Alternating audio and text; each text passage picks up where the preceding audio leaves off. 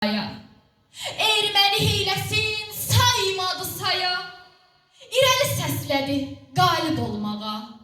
Ali başkomandanım, prezidentimiz. Sevincim bölüşdü, qəmin saxladı. Kənar təsirlərə yenə baxmadı. Düşmənin sinəsin elə dağladı. Ali başkomandan, prezidentimiz. Ali başkomandan, prezidentimiz.